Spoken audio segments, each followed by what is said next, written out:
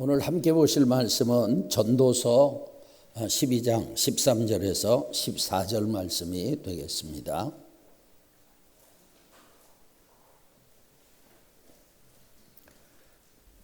구약성경 960쪽입니다. 전도서 12장 13절 14절 말씀 우리 다 같이 합독하겠습니다. 일의 결국을 다 들었으나 하나님을 경외하고 그의 명령들을 지킬지어다. 이것이 모든 사람의 본분이니라. 하나님은 모든 행위와 모든 은밀한 일을 선악간에 심판하시리라. 아멘. 하나님의 은혜와 하나님의 축복이 저와 여러분과 가정에 충만하시기를 예수님의 이름으로 축복합니다. 전도서는요, 인생의 의미와 가치에 대한 깊은 철학적, 신앙적인 성찰을 담고 있습니다. 여러분 혹시 그런 생각해 보지 않으셨어요? 전도서에서 왜 전도라고 했을까? 왜 전도서라고 했을까? 궁금해 하시는 분들이 있을 텐데, 여러분 전도에서 전도의 의미는 우리가 알고 있는 복음 전파와는 조금의 차이가 있습니다. 전도는 히브리어로 코헬렛인데 모으다, 소집하다는 뜻을 가진 동사 칼에서 파생된 단어입니다. 이 전도자는요, 회중을 불러 모으는 사람 또는 모인 회중 앞에서 말하는 사람으로 연설자, 설교자, 현자라고 번역할 수가 있습니다. 그런 의미에서 보면 지금 설교하는 저도 전도자라고 말할 수가 있어요. 여러분 전도서에서 전도자는 솔로몬입니다. 전도서 1장 1절에 보면 다윗의 아들 예루살렘 왕이라고 소개를 하는데 다윗의 아들로서 왕이 된 사람은 당연히 솔로몬이죠. 그는 지혜의 대명사였습니다. 그는 하나님께 일천번제를 드린 후에 지혜를 얻었고 그 지혜를 바탕으로 젊은 시절에는 사랑을 노래하는 아가서를 썼고 그리고 장년기에는 잠언서, 지혜의 책 잠언서를 썼고 인생의 허무함을 깨달은 노년기에는 전도서를 기록을 했습니다. 오늘 설교는 본문에 나오는 일의 결국을 다 들었으니라는 부분을 제목으로 삼고 전도서의 핵심적인 내용을 다루도록 하겠습니다. 여기서 일의 결국은 전도자가 삶의 다양한 영역, 그러니까 지혜, 쾌락, 부, 노동 등을 탐구하여 내린 최종적인 요약입니다. 첫째, 해 아래 모든 것이 헛되다는 것입니다. 여러분 전도서 도입부와 중간에 가장 많이 강조되는 그 주제가 헛됨입니다. 전도서 1장 2절을 다 같이 읽겠습니다. 전도자가 이르되 헛되고 헛되며 헛되고 헛되니 모든 것이 헛되도다. 아멘. 여러분 이 짧은 구절 안에 헛되다는 말이 5번이나 나옵니다. 여기서 헛됨은 입김, 수증기, 안개, 덧없음을 말합니다. 사람이 하나님을 떠나서 해 아래서 추구하는 모든 것은 여러분 입김이나 수증기처럼 사라져 버립니다. 그래서 인간에게 참된 만족을 주지 못하고 영원한 유익도 주지 못한다는 것입니다. 이 전도자가 말한 헛된 대상들을 정리를 해보면 먼저 쾌락과 향락의 헛됨을 말합니다. 그는요 시험 삼아서 쾌락을 누려봤습니다. 그리고 그것이 헛되다는 것을 알았습니다. 그는 눈이 원하는 대로 모든 것, 그러니까 사치품, 음식, 좋은 옷 등을 누려봤습니다. 마음껏 누렸습니다. 노래하는 사람들을 많이 두었습니다. 우리가 잘 아는 것처럼 솔로몬은 아내와 첩을 1000명이나 두었습니다. 그런데 그가 내린 쾌락의 결론은 마치 바람을 잡는 것 같다, 이렇게 말을 합니다. 두 번째, 전도자는요 대규모 사업과 재물도 헛됨을 말합니다. 솔로몬은 그의 명성과 부에 걸맞게 규모가 큰 업적과 소유를 통해 만족을 얻으려고 했습니다. 건축 사업도 했습니다. 조경 사업도 했고요. 수많은 노비들과 가축을 소유했습니다. 많은 재물을 가졌고 또 열방에서 많은 보물을 얻게 되었습니다. 그러나 결론은 헛되고 헛되어 아무 유익이 없다는 것입니다. 세 번째, 전도자는요 지혜와 철학적 탐구의 헛됨을 말했어요. 솔로몬은 육체적 만족뿐만 아니라 학문적 탐구도 시도했습니다. 그는 하나님께 지혜를 얻었고 그 지혜를 바탕으로 또 지식과 지혜를 알고자 전심으로 노력해서요. 그는 지혜가 우매보다 뛰어남이 빛이 어둠보다 뛰어난 것 같다고 말했습니다. 그러나 지혜자나 우매자나 결국은 같은 죽음을 맞이하고 후 시대 사람들에게 잊혀진다는 사실 때문에 지혜를 추구하는 것 역시 헛되다고 결론을 내렸습니다. 그가 지혜를 얻으려고 할수록 오히려 근심과 슬픔만 더해졌습니다. 여러분, 인생은 한계를 가지고 있습니다. 능력의 한계만 있는 것이 아니라 시간의 한계도 있죠. 사람의 수명은 길어야 120년입니다. 이 세상에서 1년을 사나 100년을 사나 누구도 예외 없이 죽음을 맞이합니다. 모든 사람은 결국 이 세상과 이별하게 됩니다. 로마 시대의 전쟁에서 승리한 장군을 높여주기 위해서 개선식을 거행할 때 한 사람이 장군 뒤에서 메멘토 모리라고 외쳤습니다. 그 뜻은 죽음을 기억하라는 말입니다. 다시 말하면 당신도 언젠가 죽는 것을 기억하라, 그런 말이에요. 여러분, 개선식은 로마의 장군이 누릴 수 있는 최고의 영광이었습니다. 거의 신과 같은 대우를 받으며 로마 시내를 행진하는 그 순간 교만에 빠지지 않도록 인간적인 한계를 상기시키기 위해서 메멘토 모리라고 말한 것입니다. 아무리 위대한 승리를 거두고 신처럼 치왕을 받아도 필멸할 수밖에 없는 존재인 것을 잊지 말라는 경고예요. 영광과 권력은 일시적입니다. 영원하지 않다는 사실을 깨닫게 하려는 의도였어요. 여러분, 사람은요, 무엇을 소유하고 있든지 죽음을 통해서 그것을 내려놓습니다. 이 세상에서 소유한 것 중에 영원한 것은 없습니다. 그렇기 때문에 우리는요, 이 세상에 살지만 영원한 것을 소망하고 영원한 것을 위하여 살아야 합니다. 아멘. 어느 의과대 학생이 쓴 글을 소개할게요. 새학기가 시작되고 해부학 첫 실험 시간에 해부실로 들어갔다.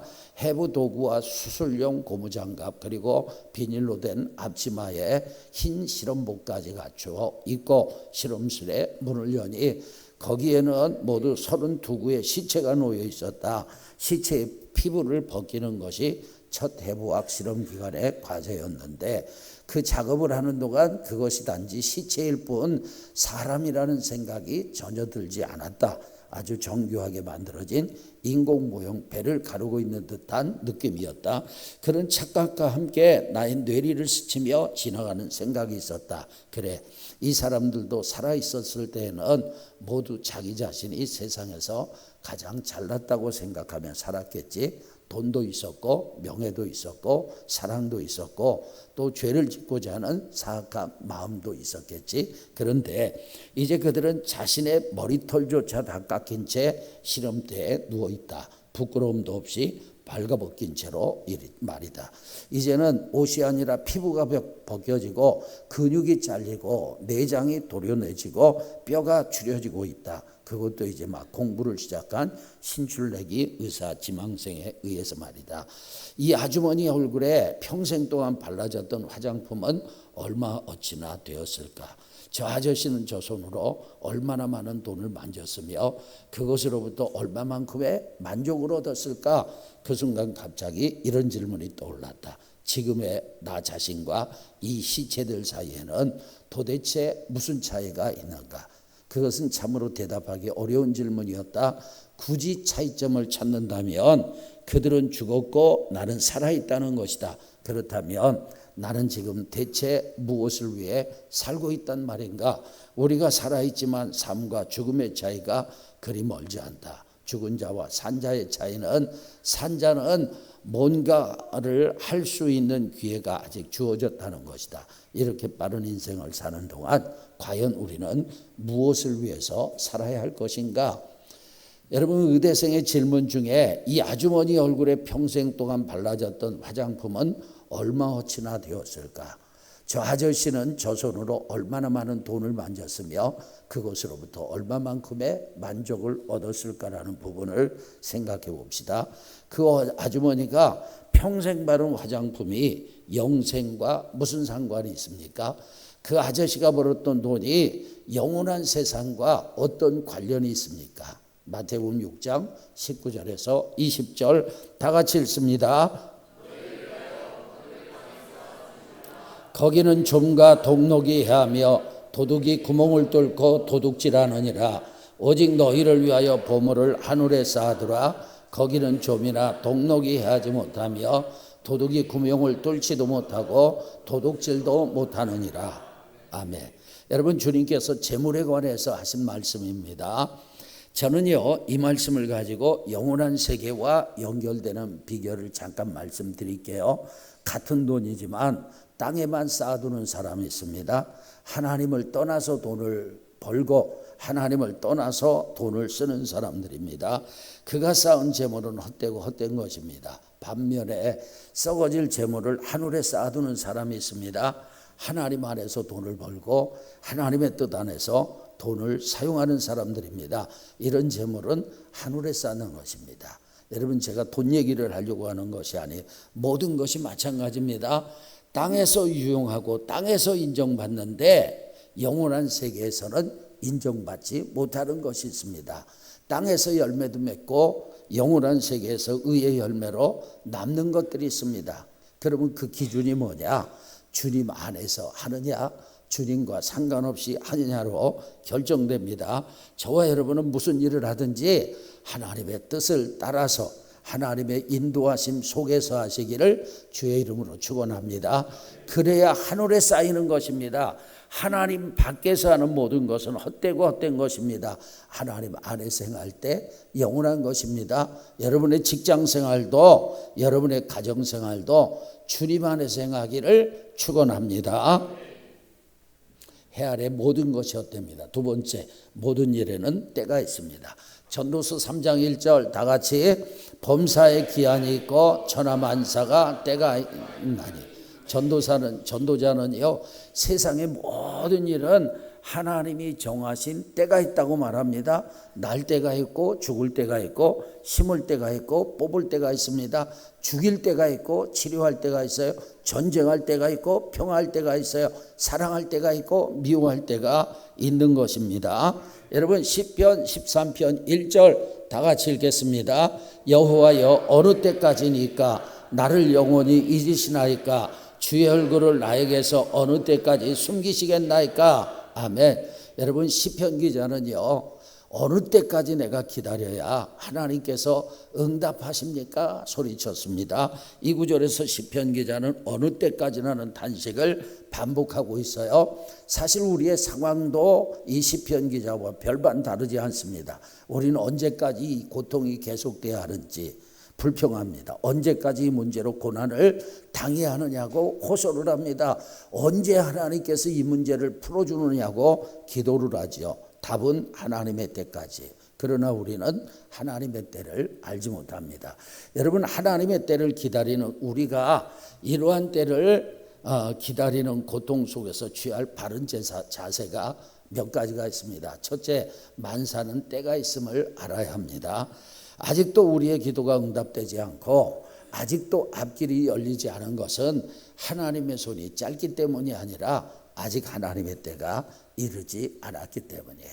두 번째, 겸손하시기를 주의 이름으로 축원합니다. 여러분, 하나님 모든 것을 아름답게 하셨어요. 때를 따라 아름답게 하셨어요. 그러나 사람은요, 그 하나님의 섭리를 이해할 수 없고 미래를 알 수 없기 때문에 겸손해야 합니다. 전도서 3장 11절 다 같이 하나님이 모든 것을 지으시되 때를 따라 아름답게 하셨고 또 사람들에게는 영혼을 사모하는 마음을 주셨느니라. 그러나 하나님이 하시는 일의 시종을 사람으로 측량할 수 없게 하셨도다. 아멘. 여러분, 하나님 모든 것을 때를 따라 아름답게 하셨어요. 그러나 하나님이 하시는 일의 시종을요, 사람은 측량할 수가 없습니다. 여러분, 하나님의 때는 사람에게 비밀입니다. 그 이유는 우리를 겸손하게 하시려고, 겸손하게 하나님의 은혜를 구하게 하시려고 그렇게 하신 거예요. 그 다음에 세 번째, 하나님의 선하심을 믿고 여러분 다 맡기기를 주의 이름으로 축원합니다. 우리는 스피드 시대를 살고 있습니다. 여러분, 많은 것들이 빠른 것을 자랑하죠. 자동차도 비행기도 기차도 빠른 것을 선호합니다. 그러나 빠른 것이 좋은 것만은 아니에요. 여러분, 엄마 뱃속에 있는 아이는 10개월이 돼서 세상에 태어납니다. 8개월 만에 분만했다. 그 아이는 조산하러 인큐베이터 안에 있어야 합니다. 어떤 이들은요, 하나님께 드리는 기도 응답도 핸드폰처럼 빨리 터지기를 기대합니다. 그러다 보니까 기다리지 못합니다. 너무 조급합니다. 우리는 기도하면서 왜 조급하고 왜 불안하고 왜 두려워할까요? 믿음의 부족 때문이. 하나님께 다 맡기지 못해서 그렇습니다. 우리는 하나님의 선하심을 믿고 다 맡기기를 축원합니다. 그리고 네 번째로는요, 소망 가운데 기도로 기다려야 합니다.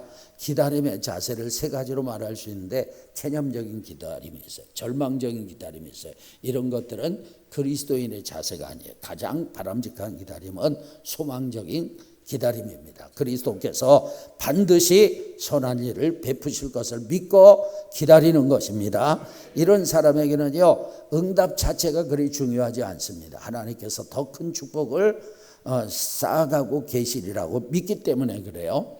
여러분, 서재경 목사님의 하나님의 때라는 글을 봤어요. 젊은 수도자가 새벽 기도 시간에 졸다가 죽비로 맞고 투덜거렸습니다. 우리가 기도한다고 하나님을 볼 수 있나요? 스승이 반문했습니다. 내가 기도로 해를 뜨게 할 수 있느냐? 할 수 없습니다. 하나님도 기도로 불러낼 수 있는 분이 아니다. 그가 의기양양하게 항변했어요.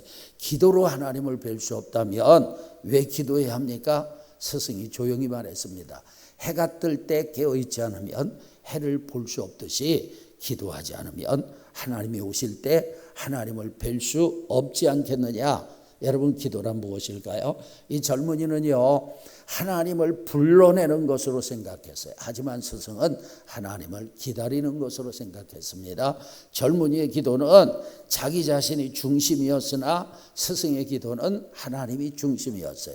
젊은이의 기도 시간은 자기 때였지만 스승의 기도 시간은 오직 하나님의 때였어요. 진정한 기도는 나의 때가 아니라 하나님의 때를 기다리는 것입니다. 그래서 예수님도 마가복음 13장 33절에서 이렇게 말씀하셨어요. 다 같이 주의하라, 깨어있으라, 그때가 언제인지 알지 못함이라. 모든 일에는 하나님의 때가 있습니다. 그런데 우리는 하나님의 때를 모르기 때문에 깨어 있어야 하는 거예요. 기도로 깨어 있어야 합니다. 그리고 열심히 살아야 합니다. 그리고 소망을 가지고 하나님의 때를 기다려야 합니다. 모든 일에는 때가 있습니다. 자, 그 다음에 세 번째 주시는 메시지는 주어진 삶을 기쁘게 누리라는 것입니다. 여러분, 전도자는요, 모든 것이 헛되고 헛되다고 말합니다. 그렇다면 허무한 이 세상을 어떻게 살아야 할까요? 여러분, 전도서에서는 이 세상의 허무함을 인정하면서도 그 허무한 인생 속에서 하나님이 주신 일상의 작은 축복들을 즐기라고 말씀합니다. 예를 들자면 먹고 마시는 거, 여러분 맛있는 것도 좀 찾아 먹고 그러세요. 그 다음에 수고의 보상, 사랑하는 사람과의 관계들을 기쁘게 받아들이고 즐기는 것이 하나님께서 우리에게 허락하신 몫이고 선물입니다. 전도서 3장 12절 13절 다 같이 읽어주세요.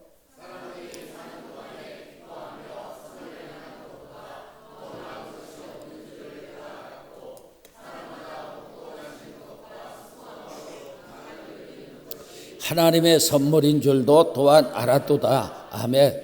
여러분, 하나님께서는요, 사람들이 사는 동안에 선을 행하는 것을 좋은 것이라고 말씀하셨지만 그 앞에 먼저 기뻐하며라고 말씀하셨어요. 또 수고함으로 낙을 누리는 것만 말씀하신 것이 아니라 먼저 먹고 마시는 것을 말씀하셨어요. 그러니까 이 말씀을 정리하면 선을 행하고 수고해야지만 주어진 삶을 누리는 것이 하나님의 선물이다, 그런 말씀이에요. 여러분, 전도서 5장 18절에서 19절 다 같이 읽겠습니다. 사람이 하나님께서 그에게 주신 바 그 일평생에 먹고 마시며 해 아래에서 하는 모든 수고 중에서 낙을 보는 것이 선하고 아름다움을 내가 보았나니 그것이 그의 몫이로다.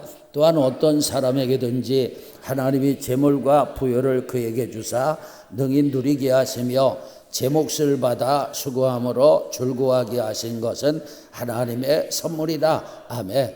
그러니까 여러분 우리가 먹고 마시고 낙을 누리고 낙을 보는 것이 절대 악한 것이 아닙니다.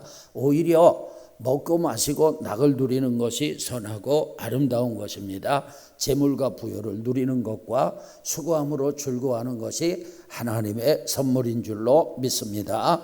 자, 전도서 9장 7절에서 9절 다 같이 읽습니다. 너는 가서 기쁨으로 내 음식물을 먹고 즐거운 마음으로 내 포도주를 마실지어다. 이는 하나님이 내가 하는 일들을 벌써 기쁘게 받으셨음이니라. 내 의복을 항상 희귀하며 내 머리에 향기름을 그치지 아니하도록 할지니 내 헛된 평생의 모든 날 곧 하나님이 해 아래서 내게 주신 모든 헛된 날에 내가 사랑하는 아내와 그것이 내가 평생의 해 아래서 수고하거든 내 몫이로다. 아멘. 여러분 여기 보니까 가서 기쁨으로 음식을 먹으래요. 맛없는 음식 먹으면 절대 안 기뻐요. 맛있는 음식 먹어야 기쁜 거예요. 즐거운 마음으로 포도주를 마시라고 합니다. 저는 그런데 포도주는 마시지 않습니다. 왜냐하면 잠언에 보니까 포도주는 사람을 거만하게 만들어요. 여러분 하나님은 거만한 것, 교만한 것 제일 싫어하시잖아요. 근데 포도주를 마시면 사람이 거만해질 수 있어요. 그런데 다른 그리스도인들이 포도주를 마시는 것을 정죄하지는 않습니다. 여러분 저는 제 신앙에 선이 있기 때문에 마시지 않아요. 성경에 보면 레갑 족속은요 포도주를 마시지 않아서 하나님께 칭찬을 받았어요. 여러분 8절에 보니까 의복을 항상 희귀하고 머리에 향기름을 바르라고 말씀합니다. 쉽게 말하면 좀 멋진 옷도 입고 헤어스타일도 멋지게 해보고 몸에 향수도 뿌리라는 말이에요. 제 친구 중에 패션 테러리스트가 있습니다. 사모님도 패션 테러. 두 사람은 어쩌면 그렇게 시커멓고 칙칙한 옷을 그것도 그냥 이상한 옷을 입고 오는지 이해가 안 될 정도예요. 그렇게 살지 말라는 거예요. 멋지게 살라는 거예요. 좀 멋도 부리고 삶을 누리라는 것입니다. 9절에서는요 부부가 서로 알콩달콩 행복하게 살라고 말씀합니다. 그것이 해 아래서 수고하여 얻은 몫이라고 말합니다. 여러분 죄송하지만 저희 부부 얘기 잠깐 하겠습니다. 저희 부부는 서로 사랑합니다. 서로에게 가장 좋은 친구입니다. 저는요 남자들끼리 혹은 여자들끼리만 여행하는 것 이해하지 못합니다. 저는 제 아내가 없이 다른 사람하고 여행하기 싫습니다. 하나도 재미없을 것 같아요. 차라리 여행을 안 가고 말죠. 몇 년 전에 우리 거마지역 연합회에서 40여 명의 목사님들과 사모님들이 부부 동반으로 제주도에 갔어요. 마지막 날 가이드가 베스트 커플 상을 준다고 하더니 저희 부부를 뽑아서 선물까지 줬습니다. 혹시 목사님이 세상 사람들처럼 뭐 그리 알콩달콩 사느냐, 목사님 나이가 60이 넘었는데 뭘 그리 알콩달콩하며 사느냐 이렇게 생각할 수도 있겠지만 성경은요 그렇게 사는 것이 하나님의 선물이라고 말씀합니다. 저희 부부가 그렇게 사는 것이 제 아들이나 청년들에게 좋게 보였던 것 같아요. 한 번은 둘째 아들이 그런 얘기를 하더라고요. 자기는 결혼하면 엄마 아빠처럼 살고 싶다고. 또 청년들 가운데 몇 사람이 우리 부부가 모델이라고 그런 얘기를 해요. 우리 부부가 이상한 것이 아닙니다. 그게 여러분 저희의 몫입니다. 내 몫을 챙기는 것입니다. 그게 하나님의 선물이에요. 하나님의 선물을 기쁘게 누려야 할 줄로 믿습니다.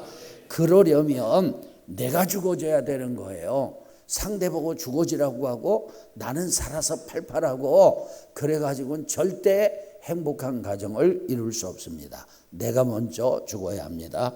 여러분 삶을 누리시기를 주의 이름으로 축원합니다. 그런데 주의해야 할 것이 있습니다. 선을 넘어서는 안 되는 거예요. 즐긴다고요. 선을 넘어서는 안 되는 것입니다. 전도서 11장 9절 다 같이 읽겠습니다. 청년이여 내 어린 때를 즐거워하며 내 청년의 날들을 마음에 기뻐하여 마음에 원하는 길들과 내 눈이 보는 대로 행하라. 그러나 하나님이 이 모든 일로 말미암아 너를 심판하실 줄 알라. 아멘. 젊은이들에게 주는 권면이죠. 즐겁게 살라는 거예요. 기뻐하며 살라는 거예요. 원하는 일도 해보라는 거예요. 그러나 선을 넘어서는 안 되는 것입니다. 왜냐? 하나님이 이 모든 일로 말미암아 너를 심판하시기 때문이다. 그렇게 말씀합니다. 여러분, 우리에겐 선이 있어야 합니다. 지킬 선이 있어야 돼. 그 선이 뭐냐? 말씀의 선인 줄로 믿습니다. 할렐루야. 하나님의 말씀 안에서 인생을 누리기를 주의 이름으로 축원합니다. 네 번째, 일의 결국을 다 들었으니 모든 것이 헛되니 하나님을 기억하고 하나님을 경외하고 하나님의 말씀대로 살기를 축원합니다. 전도서 전체의 결론은 12장입니다. 전도서는요, 헛됨에 대한 비판으로 끝나지 않고 참된 의미를 제시를 해요. 전도서 12장 1절 다 같이 너는 청년의 때에 너의 창조주를 기억하라. 곧 곤고한 날이 이르기 전에 너는 아무 낙이 없다고 할 해들이 가깝기 전에. 여러분, 청년의 때에는요, 인생을 즐기는 것에서 의미를 찾으려고 할 수 있습니다. 그러나 인생을 즐기는 것이 목적이 되면 그 인생은 망하는 거예요. 에밀 졸라라는 프랑스 작가가 있어요. 그 이름을 보니까 어머니가 참 피곤했을 것 같아요. 이름이 에밀 졸라예요. 농담입니다. 에밀 졸라는 나나다는 소설을 써서 일약 세계적인 작가가 되었습니다. 나나는요, 극장의 여배우로 활약하다가 스스로 장녀로 전락해버리는 여주인공의 이름입니다. 풍만한 육체와 눈부신 미모를 가진 아름다운 나나는 천부적으로 선량하고 동정심 많은 여자였어요. 나나는 그 아름다움 때문에 연극 배우가 되었지만 세탁 부인 어머니, 그러니까 빨래해가지고 남의 집 빨래해가지고 먹고 사는 어머니, 기와장, 아마도 기와를 얻는 지붕 위에 올라가서 일하는 그런 아버지와 살았던 것 같아요. 그 지긋지긋한 가난이 두려워서 돈을 모으기 위해서 매춘부의 생활을 시작했습니다. 아름다운 정녀 나나의 주위엔 수많은 남자들이 몰려들기 시작했어요. 나폴레옹 3세의 시종인 귀족 계급의 백작과 돈 많은 은행과 젊은 군인 형제들이 그들의 모든 재산을 바쳐가며 나나의 사랑을 얻으려고 발버둥 쳤어요. 결국 백작은 나나의 쾌락의 포로가 되어서 가산을 탕질해 버렸습니다. 부유한 은행가도 나나와의 쾌락을 쫓다가 파산해 버렸어요. 군인 형제들 중에 형은 나나로 인해서 공금을 횡령하다가 몰락해 버리고 동생은 나나와의 사랑에 빠져 결국 자살했어요. 그러나 파멸한 것은 그들뿐만 아니었어요. 나나 자신도 왕궁처럼 화려한 거실에서 천연두에 걸려 죽어갔습니다. 나나의 마지막 모습은요, 소설 속에서 이렇게 비춰지고 있습니다. 비너스는 썩고 있었습니다. 쾌락이라는 이름으로 숱한 사람을 해친 독소가 마침내 스스로의 얼굴을 천연두로 썩게 하고 있었습니다. 나나의 최후는 너무나 비참한 것입니다. 여러분, 쾌락은 가장 완전하게 인간을 파멸시킵니다. 그러니까 인생을 즐기기만 하면 파멸하게 되는 거예요. 그렇다면 우리는 어떻게 살아야 되느냐? 전도서 12장 3절 다 같이 읽겠습니다. 일의 결국을 다 들었으니 하나님을 경외하고 그의 명령들을 지킬지어다. 이것이 모든 사람의 본분이니라. 아멘. 전도자는 지혜, 쾌락, 재물, 수고, 명예 등 인생의 모든 것을 경험하고 탐구했어요. 탐구의 결과는 그 모든 것이 결국은 헛되고 헛되며 헛되고 헛되니 모든 것이 헛되도다였습니다. 이렇게 일의 결국을 들었으니 우리가 해야 할 일이 무엇이냐? 먼저 창조주를 기억하기를 주의 이름으로 축원합니다. 그래서 여러분, 청년의 때에 창조주를 기억하라고 말씀하시는 것입니다. 젊을 때 마음대로 놀다가 늙어서 하나님 섬기고 그리고 죽어서 천국 가겠다 이렇게 생각하는 사람들도 있지만 인생이 그렇게 되는 게 아닙니다. 창조주를 기억하는 것은 자기 정체성을 인식하는 거예요. 하나님은 창조주이시고 나는 피조물입니다. 이 사실은 나를 겸손하게 만듭니다. 그리고 내 인생을 막 살지 않아요. 왜냐? 나는 우연히 존재한 것이 아니에요. 나는 하나님에 의하여, 하나님을 위하여 지어진 줄로 믿습니다. 그러므로 해 아래 모든 헛된 일에만 몰두하여 삶의 의미와 목적을 잃어버리고 방황하지 말아야 합니다. 여러분 자신을 지금 한번 보세요. 나는 지금 방황하는 인생을 살지 않는가? 사람이 왜 방황하는지 아십니까? 인생의 의미와 목적을 상실하기 때문에 방황하는 거예요. 교회 나와요, 예배 드려요, 직장생활 잘해요, 학교도 잘 다녀요. 그러나 내면에 방황이 심한 사람들이 있어요. 왜 방황하느냐? 인생의 의미와 목적을 상실했기 때문에 방향을 잃어버린 것입니다. 우리는 창조주에게서 삶의 목적과 가치를 찾아야 합니다. 여러분 두 번째는요, 전도자를 통해서 일의 결국을 둔 우리가 해야 할 일 뭐냐? 하나님을 경외하기를 축원합니다. 하나님은 창조주이십니다. 하나님은 세상의 모든 일들을 섭리하신 분입니다. 그리고 하나님은 모든 것을 심판하십니다. 14절입니다. 다 같이 읽겠습니다. 하나님은 모든 행위와 모든 은밀한 일을 선악간에 심판하시리라. 아멘. 여러분 경외라는 말은요 두 가지 의미를 가지고 있어요. 공경하며 두려워하는 거예요. 하나님은 세상의 창조주입니다. 우리의 구세주입니다. 그러므로 우리는 하나님을 공경해야 합니다. 그리고 하나님은 심판자입니다. 하나님 앞에서 만물은 벌거벗은 것처럼 다 드러나게 되어 있어요. 그러므로 우리는 하나님을 두려워해야 합니다. 세 번째, 전도자를 통해서 일의 결국을 들은 우리가 해야 할 일은 하나님의 명령들을 지키는 것입니다. 13절 다시 읽겠습니다. 시작. 다 들었으니 하나님을 경외하고 그의 명령들을 지킬지어다. 이것이 모든 사람의 본분이니라. 아멘. 여러분 하나님의 심판의 기준이 무엇인지를 알 수 있는 말씀이에요. 하나님 모든 행위와 모든 은밀한 일을 선악간에 심판하시는데 하나님의 명령들을 지키라고 말씀하시죠. 여러분 하나님의 명령은 하나님의 말씀입니다. 하나님의 말씀은 자와 같아요. 길을 잴 때 자로 재듯이 하나님의 말씀이 심판의 기준이에요. 하나님의 말씀은 저울과 같습니다. 무게를 잴 때 저울로 재듯이 하나님의 말씀이 기준입니다. 그러므로 우리는 하나님의 말씀대로 살아야 합니다. 가스펠 헤럴드지에 나온 내용이에요. 세실 씨는 어느 날 그의 딸의 방으로 갔습니다. 딸은 기다리고 있었던 것처럼 눈을 반짝이면서 어떤 사람이 자기에게 준 아름다운 구슬 상자를 아버지에게 보여줬어요. 아버지는요 구슬이 아주 예쁘다고 감탄을 하고 나서 이렇게 말했습니다. 얘야 이것을 불 속에 던져버려라. 어린 딸은 당황하고 망설였어요. 그것은 대단한 시험이었습니다. 아버지가 말했습니다. 내게 강요하지는 않겠다. 너에게 맡기겠다. 이유는 말하지 않을 것이니 내가 나를 믿는다면 그렇게 해라. 어린 딸은 고심을 하다가 결국 아버지에게 순종하기로 마음먹고 그 상자를 불 속에 던졌습니다. 그 며칠 후 아버지는 딸에게 훨씬 더 아름다운 구슬 상자를 사줬어요. 그리고 이렇게 말했어요. 딸아, 내가 이렇게 한 것은 내가 하늘에 계신 아버지를 신뢰하도록 가르치기 위해서란다. 너의 인생에 있어서 하나님은 여러 차례, 잘 들으세요. 너의 인생에 있어서 하나님은 여러 차례 내가 이유를 모르는 가운데 포기하고 버릴 것을 요구하실 것이다. 그때 내가 나를 믿었듯이 하나님을 믿는다면 너는 언제나 그것이 최선임을 알게 될 것이다. 할렐루야.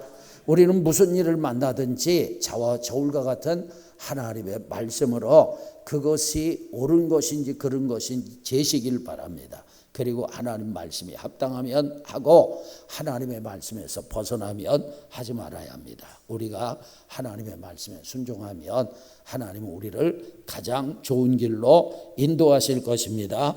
여러분 이 세상의 모든 것은 헛된 것입니다. 모든 것이 헛됩니다. 우리는 일의 결국을 들었습니다. 이제 우리는 창조주를 기억하고 하나님을 경외하며 하나님의 말씀대로 행하기를 주의 이름으로 축원합니다. 정리합시다. 오늘은요 일의 결국을 다 들었으니라는 제목으로 전도서 전체가 주는 하나님의 음성을 들었습니다. 첫째, 해 아래 모든 것이 헛됩니다. 그것이 일의 결국이에요. 모든 것이 헛된 거예요. 그러나 우리가 이 헛된 것을 하늘로 이어지게 하려면 주님 안에서 거하시고 주님 안에서 행하시기를 축복합니다. 두 번째, 모든 일에는 때가 있습니다.